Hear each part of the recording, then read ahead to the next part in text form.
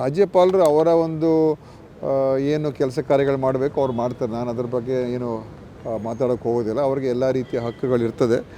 ಆದರೆ ನಮ್ಮ ಒಂದು ರಾಜ್ಯಪಾಲರು ರಾಜ್ಯ ಸರ್ಕಾರದ ಒಬ್ಬ ಪ್ರತಿನಿಧಿಯಾಗಿ ಇರ್ತಕ್ಕಂಥವ್ರು. ಮತ್ತು ರಾಜ್ಯಪಾಲರ ಭಾಷಣ ಅಂತ ಹೇಳಿದಾಗ ಅದು ಅವರ ಭಾಷಣ ಅಲ್ಲ, ಅದು ಸರ್ಕಾರದ ಭಾಷಣ ಆಗ್ತದೆ.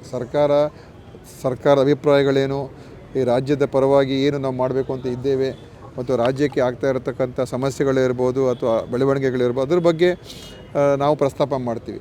ಆದ್ದರಿಂದ ರಾಜ್ಯಪಾಲರ ಭಾಷಣ ಅದು ಸಂವಿಧಾನದಲ್ಲಿ ಒಂದು ಅವಕಾಶ ಕೊಟ್ಟಿರುವಂಥದ್ದು ಅಷ್ಟೇ. ಆದರೆ ಅದು ಸರ್ಕಾರದ ಒಂದು ಅಭಿಪ್ರಾಯಗಳು ಮತ್ತು ಸರ್ಕಾರದ ಉದ್ದೇಶಗಳನ್ನು ಅದ್ರ ಬಗ್ಗೆ ಹೇಳುವಂಥದ್ದು. ಅದರಿಂದ ಇದರ ಅರ್ಥ ರಾಜ್ಯಪಾಲರು ಅವ್ರು ಏನು ಬೇಕಾದರೂ ಹೇಳ್ಬೋದು ಅಂತೇನಲ್ಲ.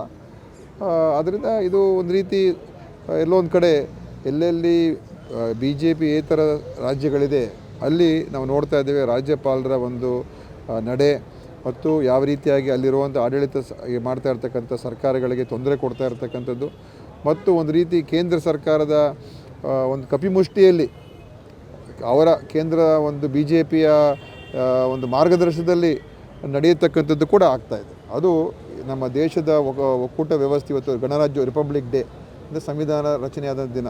ಈ ಸಂವಿಧಾನದ ಆಶಯ ಉತ್ತರಗಳಿಗೆ ಒಂದು ರೀತಿ ಧಿಕ್ಕರಿಸುವಂಥ ನಡೆ ಇವತ್ತು ರಾಜ್ಯಪಾಲರದ್ದು ಆಗ್ತಾ ಇರುವಂಥದ್ದು. ಅದು ಒಳ್ಳೆಯದಲ್ಲ.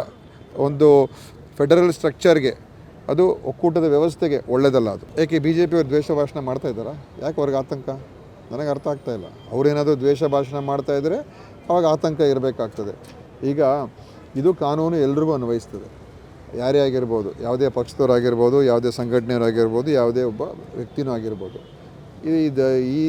ಈ ಇತ್ತೀಚಿನ ದಿವಸಗಳು ನಾವು ನೋಡ್ತಾ ಇದ್ದೇವೆ. ಸೋಷಿಯಲ್ ಮೀಡಿಯಾ ಬಂದ ಮೇಲಂತೂ ಯಾವ ರೀತಿಯಾಗಿ ಪ್ರಚೋದನಕಾರಿ ಮಾತುಗಳು, ಸುಳ್ಳಿನ ಮಾತುಗಳು, ಸುಳ್ಳು ಆಧಾರದ ಮೇಲೆ ಸೃಷ್ಟಿ ಮಾಡುವಂಥ ಸುದ್ದಿಗಳು, ಮತ್ತು ನಿಜಾಂಶನೇ ಏನೋ ಇರ್ತದೆ, ಅದಕ್ಕೆ ನಿಜಾಂಶ ಗೊತ್ತಾಗೋಕ್ಕಿಂತ ಮುಂಚೆನೇ ಏನೇನೋ ಅದರ ಬಗ್ಗೆ ಅಭಿಪ್ರಾಯಗಳು ಹೊರಗೆ ಬರುವಂಥದ್ದು. ಇದೆಲ್ಲ ನಿಯಂತ್ರಣ ಆಗದೆ ಹೋದರೆ ಇದು ಸಮಾಜಕ್ಕೆ ಒಂದು ರೀತಿ ಕನ್ಫ್ಯೂಸ್ ಮಾಡುವಂಥ ಒಂದು ಬೆಳವಣಿಗೆಗಳಾಗ್ತಾಯಿದೆ. ಸಮಾಜವನ್ನು ಒಡೆಯತಕ್ಕಂಥ ಕೆಲಸಗಳಾಗ್ತಾಯಿದೆ. ಅದನ್ನು ನಿಯಂತ್ರಣ ಮಾಡಬೇಕಲ್ಲ, ಅದು ನಮ್ಮ ಜವಾಬ್ದಾರಿ ತಾನೇ. ಅದಕ್ಕೆ BJP ಅವ್ರಿಗೆ ಯಾಕೆ ಇಷ್ಟೊಂದು ಭಯ?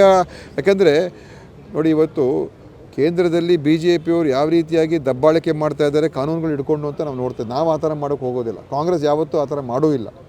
ದೇಶದಲ್ಲಿ ಒಂದು ಉಸಿರುಗಟ್ಟಿನ ವಾತಾವರಣ ಇದೆ. ಯಾರೂ ಕೂಡ ಇವತ್ತು ಅವ್ರ ಬಗ್ಗೆ ಮಾತಾಡೋಕ್ಕಾಗೋಲ್ಲ, ಆಯಿತಾ? ಏನಾದರೂ ಮಾತಾಡಿದ್ರೆ ನಾಳೆ ಅವ್ರ ಮೇಲೆ ಕ್ರಮ. ಆ ಥರ ನಾವೇನು ಸೃಷ್ಟಿ ಮಾಡೋಕ್ಕೆ ಹೊರಟಿಲ್ಲ. ಮೋದಿ ಅಮಿತ್ ಶಾ ಮಾಡ್ತಾ ಇದ್ದಾರಲ್ಲ, ಆ ಥರ ಸೃಷ್ಟಿ ಮಾಡಿ ನಾವು ಹೊರಟಿಲ್ಲ.